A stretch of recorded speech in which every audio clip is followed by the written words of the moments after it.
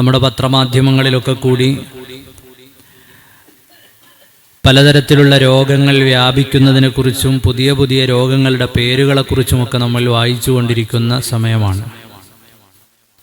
സയ്യിദുനാ റസൂലുള്ളാഹി സ്വല്ലല്ലാഹു അലൈഹി വസല്ലമ തങ്ങൾ മഹാനരായ അബ്ബാസ് റളിയല്ലാഹു അൻഹുവിനോട് പറയുന്നുണ്ട്, യാ അമ്മ റസൂലില്ലാഹ്.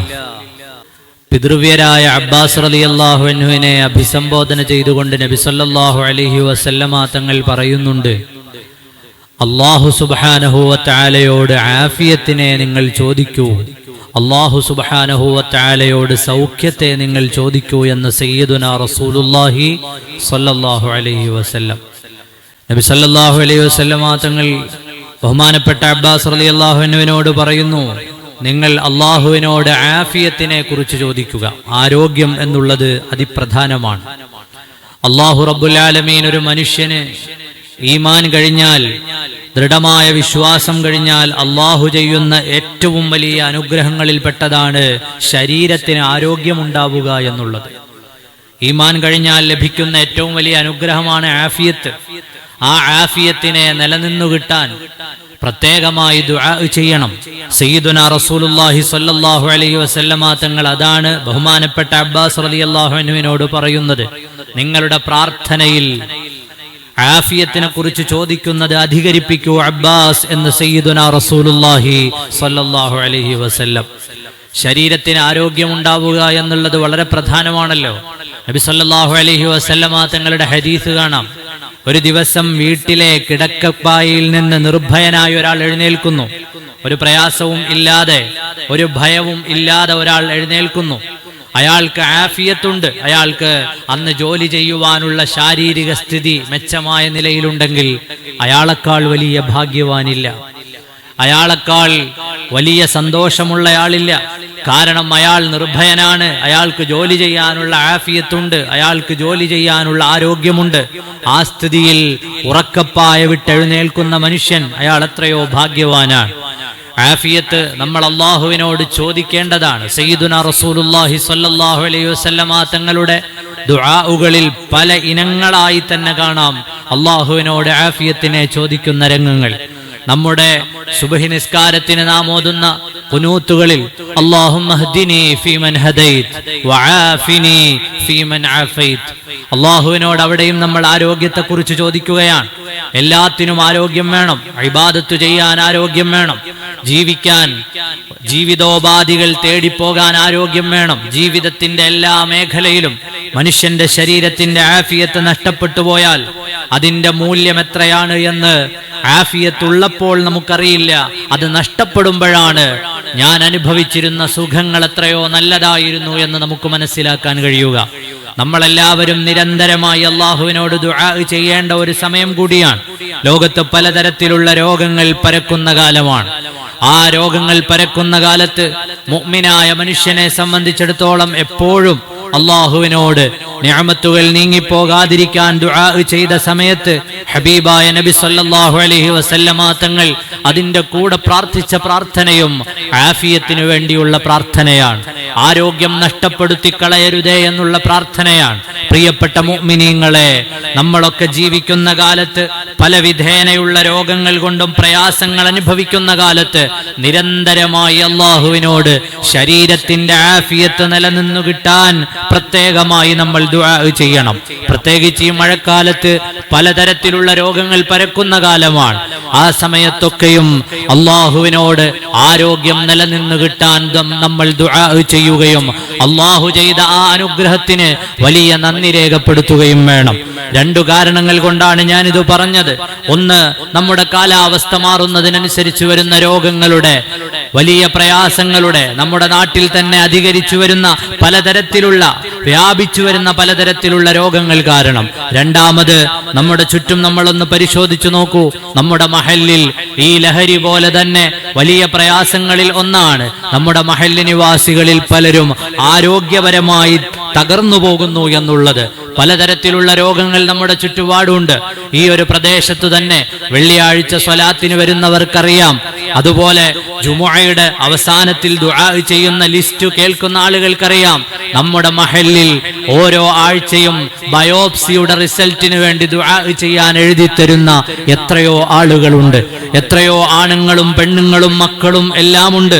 പലരുടെയും രോഗവിവരങ്ങൾ നമുക്ക് ജുമുഅയുടെ സമയം ചെറുതായതുകൊണ്ട്, അതുപോലെ വെള്ളിയാഴ്ച രാവിലെ സമയം ചെറുതായതുകൊണ്ട് ആ വരുന്ന വലിയ ലിസ്റ്റുകൾ ചുരുക്കിയാണ് നമ്മൾ എപ്പോഴും വായിക്കാറുള്ളത്.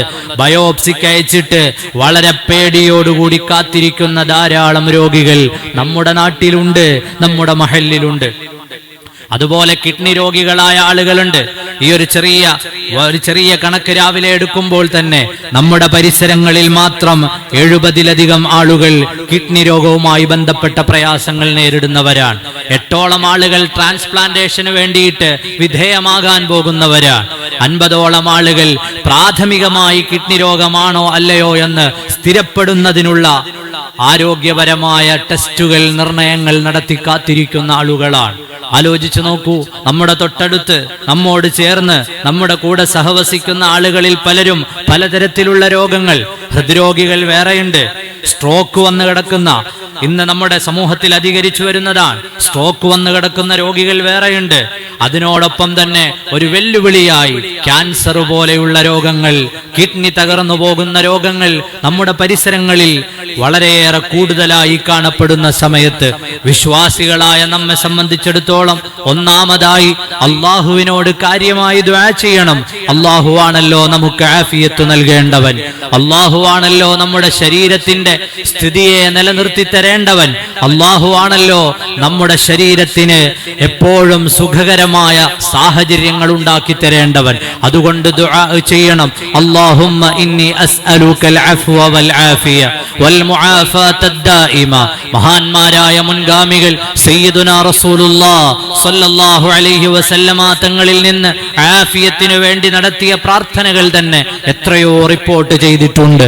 ആ ദുആ നമ്മുടെ ശരീരത്തിന്റെ ആഫിയത്ത് നിലനിന്ന് കിട്ടണമെന്ന്, കൈകാലുകൾക്ക്, ആന്തരിക അവയവങ്ങൾക്ക്, നമ്മുടെ ഇബാദത്തുകൾക്ക് ഭംഗം വരാതെ പ്രയാസങ്ങളെ തൊട്ടകറ്റി നിർത്തണമെന്ന ദുആ ആണ് ഒന്നാമതായി നമ്മുടെ മുന്നിലുള്ള പ്രധാനപ്പെട്ട ആയുധം. രണ്ടാമതായി നമ്മൾ ഈ സാഹചര്യങ്ങൾ പരിശോധിക്കേണ്ടവരാണ്. എന്തുകൊണ്ടായിരിക്കാം നമ്മുടെ നാടുകളിൽ ക്യാൻസർ രോഗങ്ങൾ അധികരിച്ചു വരുന്നത്? എന്തുകൊണ്ടായിരിക്കാം നമ്മുടെ ഒരു ചെറിയ പ്രദേശങ്ങളിൽ കിഡ്നി രോഗികൾ അധികരിച്ചു വരുന്നത്? പരിസരത്തുള്ള ഡയാലിസിസ് സെന്ററുകളിൽ സ്ലോട്ടുകൾ തികയാതെ വരുന്ന സാഹചര്യം ഉണ്ടാകുന്നത് എന്തുകൊണ്ടാണെന്ന് പഠിക്കാൻ നമ്മൾ ഓരോരുത്തരും തയ്യാറാകേണ്ടതുണ്ട്. എന്തുകൊണ്ടായിരിക്കാം ഈ രോഗം അധികരിച്ചു വരാനുള്ള കാരണം? അതിനെ പഠിച്ച് അതിന്റെ പരിഹാരം നമ്മുടെ നാട്ടിൽ ആരോഗ്യ പ്രവർത്തകരുണ്ട്, ഡോക്ടർമാരുണ്ട്. ചെറുപ്പക്കാരെ, പ്രിയപ്പെട്ട സഹോദരങ്ങളെ, നമ്മുടെ സമയം ഇത്തരം നല്ല കാര്യങ്ങൾക്ക് വിനിയോഗിച്ചുകൊണ്ട് എന്റെ നാട്ടിൽ ഉയർന്നു വരുന്ന ഈ ആരോഗ്യ പ്രശ്നങ്ങളുടെ മർമ്മപ്രധാനമായ കാരണം എന്താണ്? നമ്മൾ എപ്പോഴെങ്കിലും ചർച്ച ചെയ്തിട്ടുണ്ടോ? നമ്മൾ പലതരത്തിലുള്ള ചർച്ചകളിൽ പലയിടങ്ങളിൽ വ്യാപൃതമാകാറില്ലേ? ഒന്നിച്ചുകൂടുന്ന സ്ഥലങ്ങളിൽ പല കാര്യങ്ങൾ നമ്മുടെ ചർച്ചകളിലേക്ക് വരാറില്ലേ? ആ ചർച്ചകളിൽ എപ്പോഴെങ്കിലും അടിക്കടി നമ്മുടെ നാട്ടിൽ നിന്ന് ഈ ബയോപ്സി റിസൾട്ടുമായി ബന്ധപ്പെട്ടുള്ള ഈ പ്രയാസങ്ങൾ എന്തുകൊണ്ടാണ് വരുന്നത്? അല്ലെങ്കിൽ നമ്മുടെ നാട്ടിലെ ആളുകളുടെ ആരോഗ്യസ്ഥിതി ഈ പ്രയാസത്തിലാകുന്നതിന്റെ കാരണം എന്താണ്? കിഡ്നി രോഗികൾ അധികരിക്കുന്നതിന്റെ കാരണം എന്താണ്? എന്റെ പ്രിയപ്പെട്ട കാരണവന്മാരെ, നിങ്ങൾ എപ്പോഴെങ്കിലും അത് ചർച്ച ചെയ്തിട്ടുണ്ടോ? നിങ്ങൾ എപ്പോഴെങ്കിലും അത് ആലോചിച്ചിട്ടുണ്ടോ? ആലോചിക്കേണ്ട സമയമാണ്. നമ്മുടെ മക്കൾ, നമ്മുടെ തലമുറകൾ താമസിക്കേണ്ട നമ്മുടെ നാട് ആരോഗ്യപരമായി നന്നായിരിക്കേണ്ടത് നമ്മുടെ ഒക്കെയും ആവശ്യമാണ്. ആരോഗ്യമുണ്ടെങ്കിലേ ആരാധനകളുള്ളൂ. ആരോഗ്യമുണ്ടെങ്കിലേ, ആലോചിച്ചു നോക്കൂ, നമ്മളൊക്കെ ഇന്ന് പള്ളിയിലേക്ക് വരുന്നു. ഈ ഭൂരിഭാഗം ആളുകളും നിസ്കാരം കഴിഞ്ഞ് പുറത്തിറങ്ങുമ്പോ നമ്മുടെ കാരണവന്മാരുടെ ഖബറിന്റെ ഒക്കെ അടുക്കൽ ചെന്ന് ഒരു സലാം പറഞ്ഞ് ഒരു ഫാത്തിഹ ചൊല്ലി അല്ലാഹുവേ അവർക്ക് പുറത്തു കൊടുക്കണേ എന്ന് മിനിമം ഒന്ന് ദുആ ചെയ്തു പോകുന്നവരാണ്. അതെന്തുകൊണ്ടാണ്? പള്ളിയിൽ വരെ വരാനുള്ള ആരോഗ്യം അല്ലാഹു നമുക്ക് നൽകിയതുകൊണ്ടാണ്. അല്ലാഹു നമുക്ക് ആരോഗ്യം തന്നതുകൊണ്ടാണ് നമ്മൾ ഇബാദത്തിന് വന്നത്. അതിന്റെ ബാക്കിയായാണ് നമ്മൾ ഇവിടെ ഈ ഖബർസ്ഥാനുകളിലുള്ളവർക്ക് സലാം പറഞ്ഞ് മഗ്ഫിറത്തിന് വേണ്ടി ദുആ ചെയ്തത്. നാളെ നമ്മളും ഈ ഖബർസ്ഥാനിലെത്തുമ്പോ നമ്മുടെ മക്കൾ ഇതുപോലെ ഇവിടെ വന്ന് ഇബാദത്ത് ചെയ്യേണ്ടവരാണ്. നമ്മുടെ ഖബറിന്റെ അടുക്കൽ വരാനുള്ള ആരോഗ്യം അവർക്കുണ്ടാകണം. അവരുടെ കാര്യങ്ങൾ നിർവഹിക്കാനുള്ള ആരോഗ്യം അവർക്കുണ്ടാകണം. അതുകൊണ്ട് തന്നെ ഗൗരവമായി തന്നെ നാം ആലോചിക്കുകയും ചിന്തിക്കുകയും പഠിക്കുകയും ചർച്ച ചെയ്യുകയും വേണമെന്ന് എന്റെ പ്രിയപ്പെട്ട മഹല്ല് അംഗങ്ങളോട് ഓർമ്മപ്പെടുത്തുകയാണ്. പലതവണയായി ഈ ലിസ്റ്റുകൾ വായിക്കുമ്പോൾ ഞാൻ പല ടൗൺ പ്രദേശങ്ങളിലെയും പള്ളികളിൽ അള്ളാഹുവിന്റെ തൗഫീഖാൽ സേവനം ചെയ്തിട്ടുണ്ട്. അവിടെയെല്ലാം ഉള്ളതിനേക്കാൾ കൂടുതലായിട്ടാണ് ബയോപ്സിയുടെ റിസൾട്ടിന് കാത്തിരിക്കുന്ന 1-2 ദുആ വായിക്കാത്ത ഒരാഴ്ചയും ഇവിടെ കടന്നു പോകുന്നില്ല. കിഡ്നി സംബന്ധമായ പ്രശ്നങ്ങൾക്ക് വേണ്ടി പ്രയാസം അനുഭവിക്കുന്നവർക്ക് പ്രാർത്ഥിക്കാത്ത ഒരു ദിവസമോ ഒരാഴ്ചയോ കടന്നു പോകുന്നില്ല. അതുകൊണ്ടാണ് ഗൗരവമായി ആലോചിക്കണമെന്ന് പറഞ്ഞത്. എന്തുകൊണ്ട് നമ്മുടെ നാട്ടിൽ ഈ രോഗങ്ങൾ അധികരിച്ചു വരുന്നു എന്നതിനെ സംബന്ധിച്ച് നമ്മുടെ നാടിന്റെ നിലനിൽപ്പ്, ആ നിലനിൽപ്പിന് വേണ്ടി പ്രയത്നിക്കുന്നവരൊക്കെയും ചർച്ച ചെയ്യണം. അതിന് നമ്മുടെ ജീവിതത്തിന്റെ ശൈലികളിൽ മാറ്റം വരുത്തണമെങ്കിൽ ഒന്നിച്ചൊന്നായി എത്തരം ശൈലികളിൽ മാറ്റം വരുത്തണം. സയ്യിദുനാ റസൂലുള്ളാഹി സ്വല്ലല്ലാഹു അലൈഹി വസല്ലമ തങ്ങളുടെ ആരോഗ്യ ശൈലികൾ നമുക്ക് പഠിക്കാനുള്ളതാണ്. മഹാനരായ തിരുനബിയുടെ മുന്നിലേക്ക് വന്ന അള്ളാഹുവിന്റെ റസൂലിന്റെ കാലത്ത് ജീവിച്ചിരുന്ന സ്വഹാബത്തിന്റെ ചരിത്രം വായിച്ചു പഠിക്കുന്നവർക്കറിയാം. ഹബീബായ നബി തങ്ങളുടെ കാലത്ത് ആ സ്വഹാബത്തിന്റെ ജീവിതചര്യകൾ, അള്ളാഹുവിന്റെ റസൂലിനെ കണ്ട് പകർത്തി വെച്ചതുപോലെയുള്ള ജീവിത പ്രമേയങ്ങൾ, അവരുടെ കാലത്ത് രോഗങ്ങളുടെ തോത് വളരെയേറെ കുറവായിരുന്നു. ഇസ്ലാം പഠിപ്പിക്കുന്ന ജീവിത ചിട്ടകൾ നോക്കൂ. എപ്പോഴും ശുദ്ധിയായി ജീവിക്കാനാണ് ഇസ്ലാം നമ്മെ പഠിപ്പിക്കുന്നത്. 5 നേരം വുളൂ ചെയ്യാൻ, അതുപോലെ ശരീരം വൃത്തിയായി സൂക്ഷിക്കാൻ, നജസ്സുകളിൽ നിന്ന് മാറി നിൽക്കാൻ, അതുപോലെ നമ്മുടെ ശരീരത്തിന്റെ എല്ലാ ഭാഗങ്ങളും എപ്പോഴും ശുദ്ധിയോടെ സൂക്ഷിക്കാൻ അള്ളാഹു അതിനെ ഇഷ്ടപ്പെടുന്നു എന്ന പ്രമേയമാണ് സയ്യിദുനാ റസൂലുള്ളാഹി സ്വല്ലല്ലാഹു അലൈഹി വസല്ലമ തങ്ങൾ നമ്മെ പഠിപ്പിച്ചത്. ഹബീബായ നബി തങ്ങളുടെ ജീവിതത്തിലെ പല ദിവസങ്ങളും നോമ്പിനാൽ നിറഞ്ഞതായിരുന്നല്ലോ.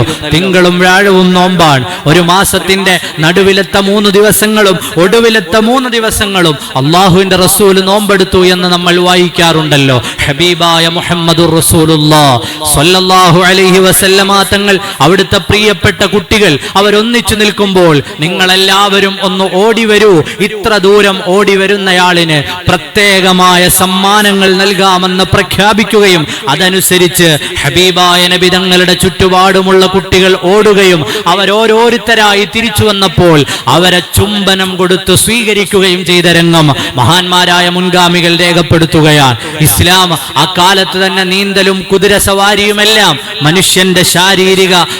മനുഷ്യന്റെ ശാരീരികമായ ഉന്മേഷത്തിന് വേണ്ടതെല്ലാം അന്ന് ഇസ്ലാം അവർക്ക് നൽകിയിരുന്നു. അതിനെല്ലാം അനുമതി നൽകിയിരുന്നു. അപ്പൊ നമ്മുടെ ജീവിതത്തിന്റെ ശൈലികളിൽ മാറ്റം വരുത്തേണ്ടതുണ്ടെങ്കിൽ അത്തരം മാറ്റങ്ങൾ വരുത്തിക്കൊണ്ട് അള്ളാഹു നമുക്ക് നൽകുന്ന ആഫിയത്ത് നാം ഓരോരുത്തരും ചിന്തിക്കാനാണ്. നമ്മുടെ അവസാനം എവിടെ വെച്ചായിരിക്കണം? നമ്മുടെ കുടുംബങ്ങളോടൊപ്പം അവസാനം കലിമ ചൊല്ലി സന്തോഷത്തോടെ മരിക്കണമെന്നാണ് നാം ആഗ്രഹിക്കുന്നത്. പക്ഷേ പലരും എത്തിപ്പെടുന്നത് ഹോസ്പിറ്റലുകളിലല്ലേ, ഓർമ്മയില്ലാത്ത സാഹചര്യങ്ങളിൽ, ഐസിയുവിൽ, ആരുടെയൊക്കെയോ ഇടയിൽ, എങ്ങനെയൊക്കെയോ ലോകത്തുനിന്ന് വിട പറയേണ്ടുന്ന സാഹചര്യങ്ങൾ പലപ്പോഴും ഉണ്ടാകുന്നില്ലേ? പ്രിയപ്പെട്ട മുഅ്മിനീങ്ങളെ, ആഫിയത്ത് തകരാതെ അവസാന സമയം വരെയും സ്വന്തം കാര്യങ്ങൾ ചെയ്യാനുള്ള ആരോഗ്യത്തോടുകൂടി അവസാനം നല്ല ഓർമ്മയോടെ കലിമ ചൊല്ലി മരിക്കാൻ നമുക്ക് കഴിയണം. അതിനുവേണ്ടി നാം നിരന്തരമായി പ്രാർത്ഥിക്കണം. അതിനർത്ഥം രോഗിയായി കിടക്കുന്ന ആളുകൾ ഏതെങ്കിലും പ്രശ്നമുള്ള ആളുകളാണ് എന്നല്ല, മറിച്ച് നമ്മുടെ ആഫിയത്തിനെ, നമ്മുടെ ആരോഗ്യത്തിനെ സംരക്ഷിക്കേണ്ട ചുമതല അത് നമുക്കുള്ളതാണ് എന്ന ഓർമ്മ വേണം. അതാണ് ആദ്യം പറഞ്ഞു വെച്ച ഹദീസ്. ഈമാൻ കഴിഞ്ഞാൽ ഒരു മനുഷ്യന് ലഭിക്കുന്ന ഏറ്റവും വലിയ അനുഗ്രഹം അത് ആഫിയത്താണെന്ന് സയ്യിദുനാ റസൂലുള്ളാഹി സ്വല്ലല്ലാഹു അലൈഹി വസല്ലം. അതുകൊണ്ട് നിരന്തരമായി ദുആ ചെയ്യണം. രണ്ടാമതോ പിന്നെയും നമുക്ക് ചെയ്യാനുള്ളത്, പലപ്പോഴും പ്രായമേറെ ആയ ആളുകൾക്ക് ഇനിയൊരു ശാരീരിക അധ്വാനത്തിന് ചിലപ്പോൾ സമയമുണ്ടാകണമെന്നില്ല. ഓടാനോ ചാടാനോ നടക്കാനോ ഒക്കെ സമയമുണ്ടാകണമെന്നില്ല. എന്തിനാണ് പ്രയാസപ്പെടുന്നത്? വനുനസ്സിലു മിനൽ ഖുർആനി മാ ഹുവ ശിഫാഉൻ വറഹ്മത്തുൽ ലിൽ മുഅ്മിനീൻ. അല്ലാഹുവിന്റെ കലാം, പരിശുദ്ധമായ ഖുർആൻ, ആ ഖുർആൻ നിങ്ങൾക്ക് ശിഫയാണെന്ന് അല്ലാഹു തആല നമ്മെ പഠിപ്പിക്കുകയാണ്. ആ ഖുർആൻ നിങ്ങൾക്ക് റഹ്മത്താണെന്ന്, കാരുണ്യമാണെന്ന് ഖുർആൻ നമ്മെ പഠിപ്പിക്കുകയാണ്. ഖുർആനിന്റെ പാരായണം. നമ്മുടെ ശരീരം കേൾക്കുന്ന രീതിയിൽ ഒരു ദിവസം എത്രയെങ്കിലും സമയം നമുക്ക് ചെലവഴിച്ച് പാരായണം ചെയ്യാൻ കഴിയുമെങ്കിൽ നമ്മുടെ ദേഹം കേൾക്കുന്ന രീതിയിൽ ഖുർആൻ പാരായണം ചെയ്യൂ. അതിലൂടെ നിങ്ങളുടെ രോഗങ്ങൾക്ക് ശമനമുണ്ടാകും. രാവിലെ എഴുന്നേറ്റ് ആ സമയത്ത് എഴുന്നേറ്റിരുന്നുകൊണ്ട് അല്ലാഹു സുബ്ഹാനഹു വ തആലയുടെ കലാമിന്റെ പാരായണം നിർവഹിക്കൂ. വനുനസ്സിലു മിനൽ ഖുർആനി മാ ഹുവ ശിഫാഉൻ വ റഹ്മത്തുൽ ലിൽ മുഅ്മിനീൻ. നമ്മുടെ പല രോഗങ്ങൾക്കും അത് ശമനമാണ്. അല്ലാഹു തആല ശമനമായിട്ടാണ് ഖുർആനിനെ അവതരിപ്പിച്ചത്. അതുകൊണ്ട് സമയം ചെലവഴിച്ചുകൊണ്ട് ഖുർആൻ പാരായണം ചെയ്യുക. സ്വന്തം ശരീരം കേൾക്കുന്ന രീതിയിൽ ഖുർആനിന്റെ പാരായണം നിർവഹിക്കുമ്പോൾ ശരീരത്തെ രോഗങ്ങൾ ശിഫയാകാൻ അത് കാരണമാണെന്ന് മഹാന്മാരായ മുൻഗാമികൾ നമ്മെ പഠിപ്പിച്ചു തരുന്നുണ്ട്. അതുപോലെ സ്വലാത്തുകൾ അധികരിപ്പിക്കുക. നമ്മുടെ വീടുകളിൽ ഇത്തരം രോഗങ്ങൾ ഉണ്ടാകാതെ ഇരിക്കാൻ ധാരാളമായി സ്വലാത്തുകൾ ചൊല്ലുക. അതിലൂടെ അല്ലാഹു തആല കാവൽ നൽകുകയാണ്. അല്ലാഹുവിന്റെ പരിശുദ്ധമായ നാമങ്ങളെ വാഴ്ത്തിപ്പറയുക. സയ്യിദുനാ മുഹമ്മദുർ റസൂലുള്ളാഹ് സ്വല്ലല്ലാഹു അലൈഹി വസല്ലമ തങ്ങളുടെ മേൽ സ്വലാത്തുകൾ ചൊല്ലുക. അവിടുത്തെ മൗലിദുകൾ ചൊല്ലുക, മദ്ഹുകൾ ചൊല്ലുക, മഹാന്മാരുടെ മദ്ഹുകൾ ചൊല്ലുക. ഇതെല്ലാം നമ്മുടെ ജീവിതത്തിൽ അല്ലാഹു അനുഗ്രഹം ചെയ്യാനുള്ള കാരണങ്ങളാണ്. ചെറുതും വലുതുമായ രോഗങ്ങൾ അത് ശിഫയാകാനുള്ള കാരണങ്ങളാണ്. അതുപോലെ സ്വതക്ക കൊടുക്കുന്നത് ഒരു ശീലമാക്കുക. അതിലൂടെ വലിയ രോഗങ്ങൾ, ആ പ്രയാസങ്ങളും പ്രതിസന്ധികളും അല്ലാഹു തആല നമ്മെ തൊട്ട് തടയുമെന്നാണല്ലോ സയ്യിദുനാ റസൂലുള്ളാഹി സ്വല്ലല്ലാഹു അലൈഹി വസല്ലമ തങ്ങൾ നമ്മെ പഠിപ്പിച്ചത്.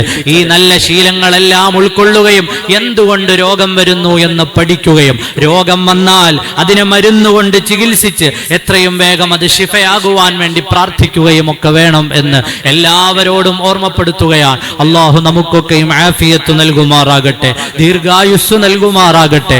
രോഗങ്ങളെ തൊട്ട് നമ്മുടെ നാടുകളെ അല്ലാഹു കാത്തുരക്ഷിക്കുമാറാകട്ടെ. പാതിരാവിലെ എഴുന്നേറ്റ് അല്ലെങ്കിൽ രാത്രിയിലോ പകലിലോ ഒക്കെ ദീർഘമായി ഖുർആൻ ഓതാൻ പറയുമ്പോൾ പലപ്പോഴും നമ്മുടെ മനസ്സ്, പലപ്പോഴും നമ്മുടെ ചിന്തകൾ മാറിപ്പോകും. നിങ്ങൾ നോക്കൂ, മഹാന്മാരായ നമ്മുടെ മുൻഗാമികൾ എത്രയോ രാത്രികൾ ഉറക്കൊഴിച്ചുകൊണ്ട് ഖുർആൻ ഓതിയവരാണ്. സയ്യിദുനാ മുഹീദ്ദീൻ ശൈഖ് റളിയല്ലാഹു അൻഹുവിനെ നമ്മൾ എപ്പോഴും പറയാറുണ്ട്, 40 കൊല്ലം അവിടുന്ന് ഇശാ നിസ്കരിച്ച ഉളൂ കൊണ്ട് സുബ്ഹി നിസ്കരിച്ചയാളാണ്. അതൊക്കെ പോസിബിൾ ആണോ എന്ന് പലപ്പോഴും നമ്മൾ സംശയിക്കാറുണ്ട്. ആ സംശയം എന്തിനാണ്? നമ്മുടെ ലോകകപ്പ് നടക്കുമ്പോൾ ചെറുപ്പക്കാരെ നോക്കൂ, 2:30ക്കാണോ കളിയുള്ളത്, എഴുന്നേൽക്കാൻ ഒരു മടിയുമില്ല. 1:30ക്കാണോ മാച്ച് ഉള്ളത്, കാണാനിരിക്കാൻ ഒരു മടിയുമില്ല.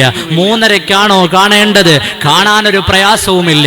ഏത് പാതിരാവിലും അവരെഴുന്നേൽക്കും, ഏത് പാതിരാത്രിയും അവർ ഒരുമിച്ച് കൂടും, ഏത് പാതിരാവിലും എല്ലാം മാറ്റിവെച്ചുകൊണ്ട് അതിനുവേണ്ടി അവർ തയ്യാറാകും. എന്തുകൊണ്ടാണ്? അതിനോടുള്ള സ്നേഹം കൊണ്ടാണെങ്കിൽ, ഖാലിഖായ റബ്ബിനോടുള്ള സ്നേഹം കൊണ്ട്. പാതിരാവിൽ എഴുന്നേറ്റിരുന്ന മഹാന്മാരായ മുൻഗാമികളുടെ ജീവിതം അതെങ്ങനെ നമുക്ക് നിഷേധിക്കാൻ പറ്റും? എങ്ങനെ നിഷേധിക്കാൻ പറ്റും? പല ആളുകളും അവരുടെ ഇഷ്ടപ്പെട്ട താരങ്ങൾ ഇതിൽ നിന്ന് പുറത്താകുമ്പോൾ കരയുന്നത് കാണാം. ആലോചിച്ചു നോക്കൂ, ഏതോ രാജ്യത്ത് ജീവിക്കുന്ന, ഇവരെ അറിയാനൊരു സാധ്യതയുമില്ലാത്ത, ഏതോ സ്ഥലത്ത് കഴിയുന്ന ഏതൊക്കെയോ കളിക്കാർക്ക് വേണ്ടി കണ്ണീര് പൊഴിക്കുമ്പോ, എനിക്കെല്ലാം തന്ന എന്റെ റബ്ബ്, എനിക്ക് ജീവനും ജീവിതവും വായുവും വെള്ളവും വെളിച്ചവും എനിക്കെല്ലാം തന്ന എന്റെ സൃഷ്ടാവായ ഖാലിഖായ റബ്ബ്, അവനെ കുറിച്ച് കരയുന്ന പാതിരാവുള്ള മുഅ്മിനീങ്ങൾ, മുൻഗാമികൾ, അവരെ നമുക്കെങ്ങനെ നിഷേധിക്കാനാകും? അവരെങ്ങനെ അങ്ങനെ ചെയ്യില്ല എന്ന് പറയാൻ കഴിയും? അവർ അല്ലാഹുവിനെ സ്നേഹിച്ചപ്പോൾ പാതിരാവിലെ നിസ്കാരങ്ങൾ അവർക്കൊരു പ്രയാസമായില്ല. അവർ അല്ലാഹുവിനെ സ്നേഹിച്ചപ്പോൾ ഏത് പാതിരാത്രിയിൽ എഴുന്നേൽക്കണമോ എഴുന്നേറ്റിരുന്നു കൊണ്ട് കരയാൻ അവർ തയ്യാറാണ്. എപ്പോ സുജൂദ് ചെയ്യണമോ ആ സുജൂദ് ചെയ്യാൻ അവർ തയ്യാറാണ്. അത് അല്ലാഹുവിനോടുള്ള ഇഷ്ടം കൊണ്ടാണ്, അല്ലാഹു ആകുന്ന രക്ഷിതാവിനോടുള്ള അങ്ങേയറ്റത്തെ മഹബ്ബത്ത് കൊണ്ടാണ്. ഇത് നമുക്ക് മനസ്സിലാകാൻ വേണ്ടി പറഞ്ഞതാണ്. സയ്യിദുനാ റസൂലുള്ളാഹ് സ്വല്ലല്ലാഹു അലൈഹി വസല്ലം തങ്ങളെ കുറിച്ച് ചോദിക്കുന്ന നേരത്ത്, ഞങ്ങളുടെ നേതാവിന്റെ കാലിൽ ഒരു മുള്ളു കൊള്ളുന്നത് പോലും ഞങ്ങൾക്ക് ഇഷ്ടമല്ല എന്ന് പറഞ്ഞ സ്വഹാബിമാരുടെ ചരിത്രം നമ്മൾ വായിക്കുന്നില്ലേ? ഇന്ന് നമ്മൾ നമ്മുടെ ചുറ്റുപാടും പല പ്രായത്തിലുള്ള കുഞ്ഞുമക്കളെയും ഈ ഫുട്ബോളുമായി ബന്ധപ്പെട്ടും മറ്റുമൊക്കെ കാണുന്നില്ലേ? അവരുടെ ഇഷ്ടതാരങ്ങളുടെ ജേഴ്സി അണിയുന്നവർ, അവരുടെ ഇഷ്ടതാരങ്ങളുടെ പേര് പറയുന്നവർ, അവർക്ക് വേണ്ടി കരയുകയും കൂക്കി വിളിക്കുകയും ചെയ്യുന്നവർ. ആലോചിച്ചു നോക്കൂ, അല്ലാഹുവിന്റെ അള്ളാഹുവിന്റെ റസൂലിന്റെ സ്വഹാബത്ത്, അവർക്കെല്ലാം എല്ലാമായിരുന്ന മുഅ്മിനീങ്ങളായ നമുക്കെല്ലാം എല്ലാമായ, നാളെ നമ്മുടെ കൈപിടിക്കാനുള്ള നേതാവ്, നമ്മെ അറിയുന്ന നേതാവ്, ലോകത്ത് പലരും പലരുടെയും സ്നേഹം അറിയുന്നില്ലെങ്കിൽ എന്നെയും നിങ്ങളെയും ആ ഉമ്മത്തിലെ ഓരോരുത്തരെയും അറിയുന്ന നേതാവാണ് സയ്യിദുനാ റസൂലുള്ളാഹി സ്വല്ലല്ലാഹു അലൈഹി വസല്ലം. ആ നേതാവിന് വേണ്ടി കണ്ണീർ പൊഴിക്കേണ്ടതില്ലേ? ആ നേതാവിന് വേണ്ടി പ്രയാസപ്പെടേണ്ടതില്ലേ? സ്വലാത്തു ചൊല്ലേണ്ടതില്ലേ? അപ്പോൾ സ്നേഹമാണ് ഇതിന്റെ എല്ലാം മർമ്മം. ഈമാൻ ഖൽബിൽ ഉറപ്പിച്ചുകൊണ്ട് അള്ളാഹുവിനെ സ്നേഹിച്ച് അള്ളാഹുവിന്റെ ഹബീബിനെ സ്നേഹിച്ചുകൊണ്ട് ജീവിക്കാൻ നമുക്കെല്ലാവർക്കും അള്ളാഹു തൗഫീഖ് നൽകുമാറാകട്ടെ. എല്ലാ പ്രയാസങ്ങളും വിഷമങ്ങളും രോഗങ്ങളും അള്ളാഹു നമ്മിൽ നിന്ന് അകറ്റി നൽകുമാറാകട്ടെ. നമ്മുടെ എല്ലാവരുടെയും ജീവിതം അള്ളാഹു ഖൈറിലും ബറക്കത്തിലും ആക്കി നൽകുമാറാകട്ടെ. അള്ളാഹു നമുക്കെല്ലാവർക്കും എല്ലാവിധമായ മാരക രോഗങ്ങളെ തൊട്ടും എല്ലാവിധമായ പ്രയാസങ്ങളെ തൊട്ടും അവന്റെ കാവൽ നൽകുമാറാകട്ടെ. ബിഹഖി മുഹമ്മദിൻ സ്വല്ലല്ലാഹു അലൈഹി വസല്ലം.